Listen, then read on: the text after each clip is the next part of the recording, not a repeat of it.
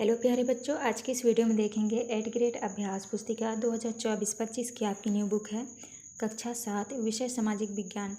आज की वीडियो में देखने वाले हैं अध्याय 6 में दिया है आपका संचार माध्यमों को समझना।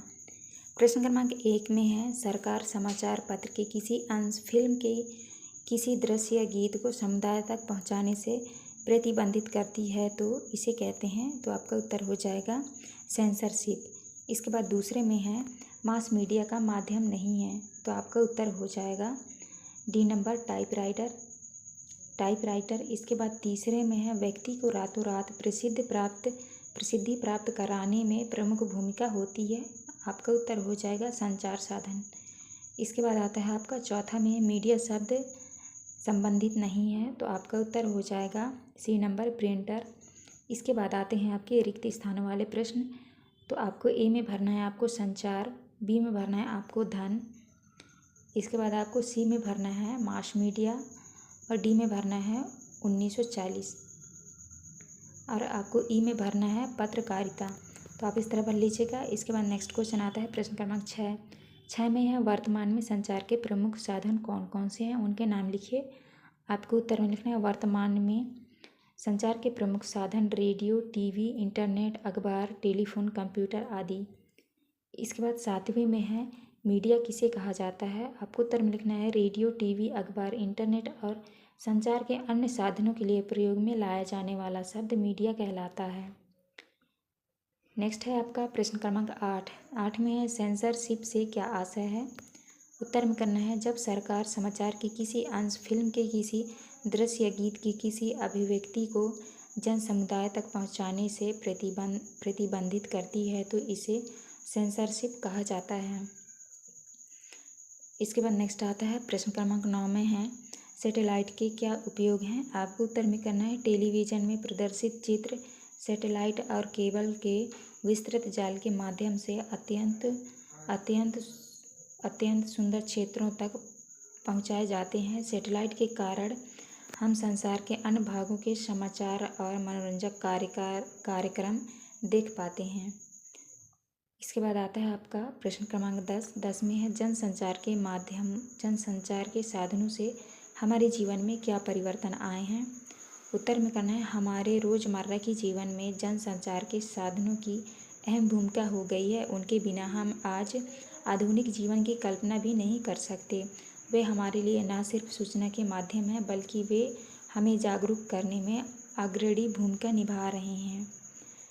इसके बाद 10 में है जनसंचार माध्यमों से धन किस प्रकार कमाया जाता है। आपको उत्तर में करना है जनसंचार माध्यमों से विभिन्न वस्तुओं का विज्ञापन दिखाकर धन कमाया जाता है, जैसे कारें, चॉकलेट, कपड़े, मोबाइल फ़ोन आदि जनसंचार माध्यम से धन कमाया जा सकता है। नेक्स्ट आता है आपका प्रश्न क्रमांक 12 में लोकतंत्र में संचार माध्यम किस प्रकार महत्वपूर्ण भूमिका निभाते हैं। आपको उत्तर में करना है लोकतंत्र में देश और संचार के बारे में समाचार देने और उनमें होने वाली घटनाओं पर चर्चा करने में संचार माध्यमों की भूमिका अत्यंत महत्वपूर्ण है।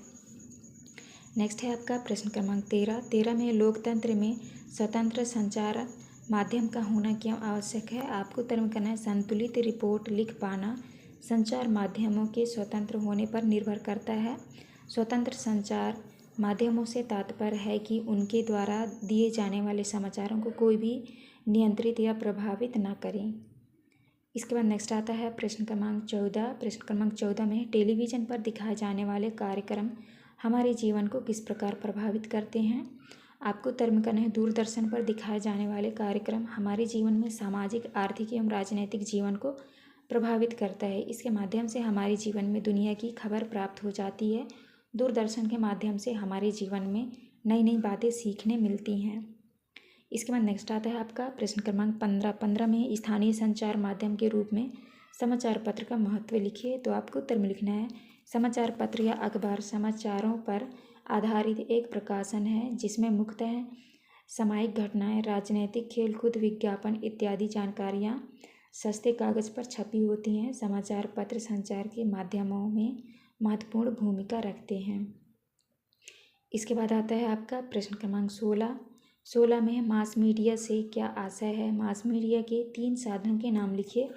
आपको उत्तर में करना है टीवी, रेडियो और अखबार संचार माध्यमों के ऐसे रूप हैं जिनकी पहुंच लाखों लोगों तक है, देश और विदेश के जनसमूह तक है, इसीलिए इन्हें जनसंचार माध्यम का मास मीडिया कहते हैं।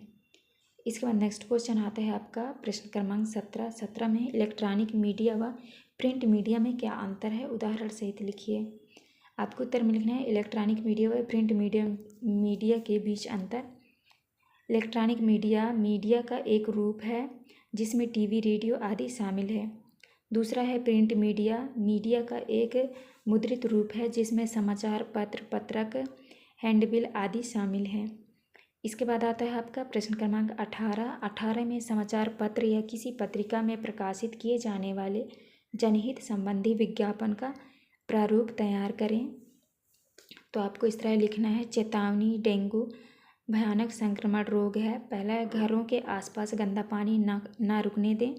दूसरे में मल जल की निकासी की उचित व्यवस्था करें। तीसरे है मच्छर कदापि ना पनपने दें। चौथे में है समीप के अस्पताल में जाकर तुरंत टीका लगवाएं। दूर होगी डेंगू की बीमारी जब होगी हम सबकी भागीदारी। तो आप इस तरह से लिख लीजिएगा। यहाँ पे हमारी वीडियो कंप्लीट होती है। वीडियो अच्छी लगी तो प्लीज़ हमारे चैनल को लाइक एंड सब्सक्राइब करिएगा। मिलते हैं अब नेक्स्ट वीडियो में।